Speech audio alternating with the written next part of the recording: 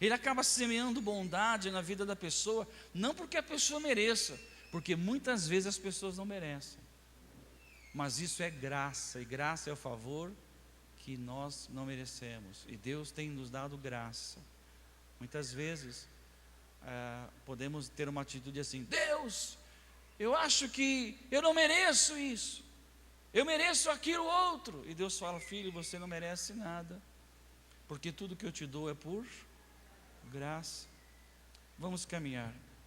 Gente, a intolerância, a crítica, a dureza tem levado muita gente a se perder nessa vida.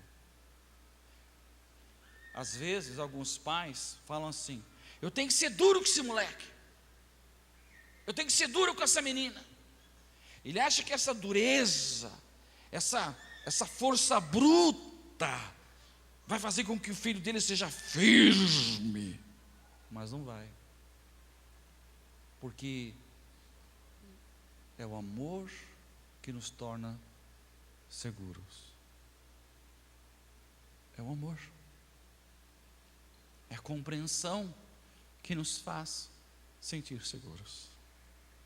Porque quando um filho está passando por uma dificuldade, e ele corre para os braços do pai ou da mãe, ele sabe que vai encontrar ali um porto seguro, alguém que vai ouvi-lo e compreendê-lo. Mas se em contrapartida ele tem um pai duro, um pai sério, um pai sarcástico, esse filho ou não fala, ele acaba ruminando tudo sozinho, ou quando ele fala, ele sabe que vai ser ridicularizado. Você é um incompetente mesmo, um burro, um incapaz. E muitas vezes aqueles filhos acabam sendo feridos e machucados. Você vai encontrar muitas pessoas difíceis na sua vida, muitas. E se nós abrirmos mão delas só porque elas são difíceis, saiba de uma coisa, que Deus não abre mão de ninguém. Pode ser a pessoa mais difícil, pode ser a pessoa mais dura. Jesus veio salvar e buscar aquele que havia perdido. Veja que Paulo era um homem difícil, o apóstolo Paulo, chamado Saulo de Tarso. Ele perseguiu a igreja, matou muita gente, foi conivente com a morte de Estevão.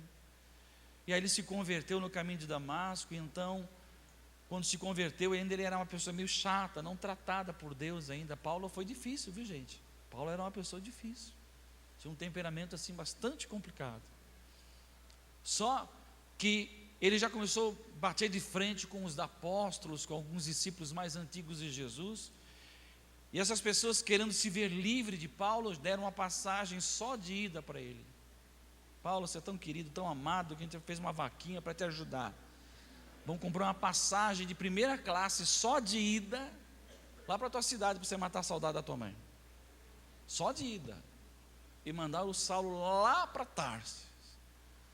Se não fosse Barnabé e ter ido atrás de Paulo e restaurado Paulo e ganhado o amor e o respeito de Paulo, hoje a tua Bíblia não teria no Novo Testamento mais da metade de livros escritos, porque mais da metade do Novo Testamento foi escrito por um cara chato, duro, intransigente no começo, chamado Saulo de Tarso.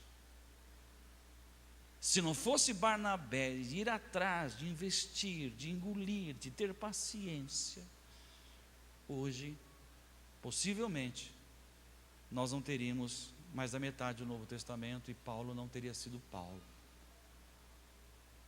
Quantas pessoas Deus coloca na tua vida como Saulo de Tarso e Deus espera que você seja um Barnabé. Deus muitas vezes quer fazer isso com pessoas que estão bem dentro da sua casa, e quem sabe sentado bem do lado da sua cadeira no dia de hoje, lá no GCC também. Eu estive fazendo estudo na Bíblia e percebi que podemos fazer mais coisas, mas eu peguei 5 coisas que eu acho muito importantes que nós podemos fazer para desenvolver a amabilidade? Quem quer ser amável, levante a mão. Quem quer restaurar vidas, levante a mão. Quer ser um agente de transformação? Quantas vezes eu já ouvi assim, pessoas dizendo: larga a mão dele, ele é duro, deixa ele. Eu dizia: não vou largar a mão, não vou desistir dessa pessoa. Mas ele não quer mudar de vida. Eu sei, mas eu não vou desistir dele, porque alguém um dia não desistiu de mim. E se hoje eu sou um pastor, porque não desistiram de mim, 3 amigos não desistiram de mim, e eu não vou desistir também dessas pessoas. Posso ver amém, gente? Muita gente fala: Deus usa-me, Deus faz uma obra através da minha vida. E às vezes Deus dá pessoas dentro de casa, gente do rol da amizade, amigos de trabalho, dentro da igreja, e Deus nos treina para ser amáveis com essas pessoas. E nós queremos assim: eu quero ser amável com... Usa-me, Deus. Deus fala: eu estou tentando, mas você não deixa. Porque a gente pensa que Deus vai nos usar lá nos Estados Unidos, lá na Europa, na África. Só que Deus quer começar a fazer isso dentro da sua própria... Aleluia. Com o seu cunhado, que é uma bênção. Posso ver amém, gente?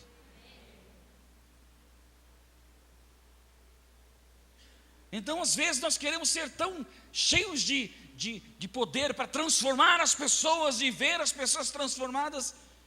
Só quem está esperando alguém. E se alguém não chega, fala: Deus, não chegou ainda. Deus falou: seu nó cego, está debaixo do teu nariz. Primeira coisa que nós devemos fazer para ser amáveis. Quando falar amabilidade ou amáveis, você vai entender benignidade. Eu não vou usar a palavra bondade, porque bondade é outra coisa totalmente diferente de benignidade, que é outro gomo. Então não vamos confundir.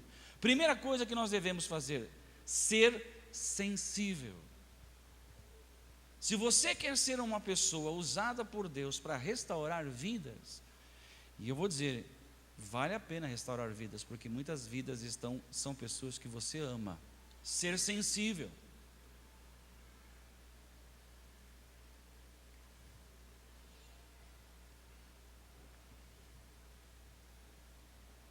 Olhe para mim.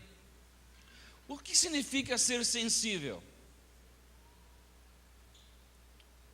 É ter consciência de que a pessoa precisa de ajuda.